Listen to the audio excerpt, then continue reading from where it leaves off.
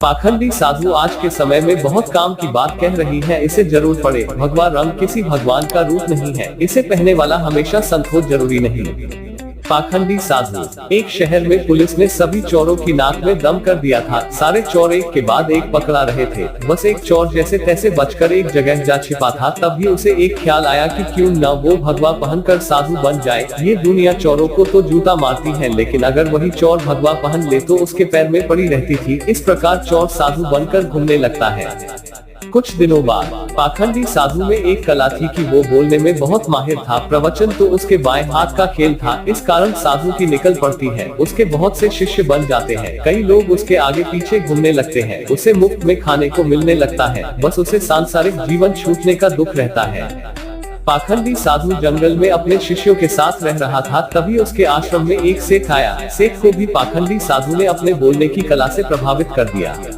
पाखंडी साधु से मिलकर जब सेठ अपने घर पहुंचा तो उसे एक ख्याल आया। असल में सेठ को एक दुविधा थी। उसके पास बहुत सोना था जिसे चोरों के डर के कारण वो अपने घर में नहीं रख सकता था। उसने सोचा क्यों न ये सोना साधु के आश्रम में रख दिया जाए, क्योंकि साधु को कभी कोई मोह माया नहीं रहती। वो तो भगवान का रूप होते हैं। किसी को ऐसे देवता पर शक भी नहीं होगा कि उनके आश्रम में सोना गड़ा हुआ है। ऐसा सोचकर सेठ दूसरे दिन सोना लेकर पाखंडी साधु के आश्रम आता है और उससे पूरी बात बताता है। फिर क्या था, पाखंडी साधु का तो दिल गदगद हो गया। उसकी आंखें तो उस सोने की पोटली से हट ही नहीं रही थी। उस सेठ ने वो सोने की पोटली आश्रम के एक पेड़ के नीचे दबा दी और वहां से चला गया।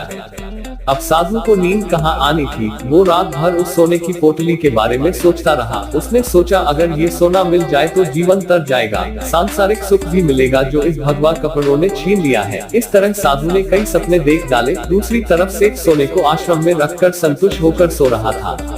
कुछ समय बीतने पर साधु ने एक योजना बनाई। उसने सोचा कि वो इस सोने को लेकर चला जाएगा और सेठ को शक न हो, इसलिए वो उसके घर जाकर जाने की बात कहेगा ताकि सेठ को ये ना लगे कि साधु सोना लेकर भागा है।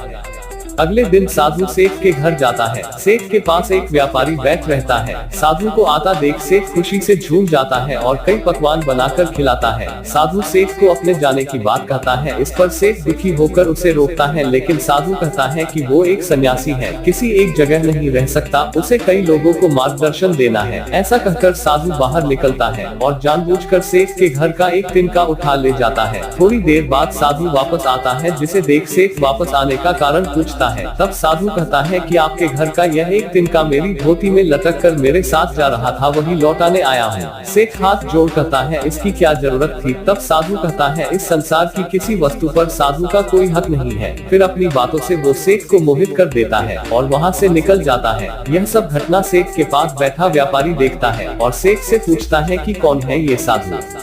तब सेठ उसे पूरी बात बताता है, जिसे सुनकर व्यापारी जोर जोर से हंसने लगता है। सेठ हंसने का कारण पूछता है। तब व्यापारी उसे कहता है तुम मूर्ख हो, वो पाखंडी तुम्हें लुट के ले गया। जिस पर सेठ कहता है कैसी बात करते हो, वो एक संत है, बहुत ज्ञानी है। व्यापारी कहता है अगर तुम्हें अपना सोना बचाना है तो उस जगह चलो जहाँ सोना दबाया था। सेठ उसे वहाँ लेकर जाता है और खुदाई करता है, लेकिन उसे कुछ नहीं मिलता। वो रोने लगता है। तब व्यापारी उसे कहता है रोने का वक्त नहीं है, जल्दी चलो, वो साधु दूर नहीं गया होगा।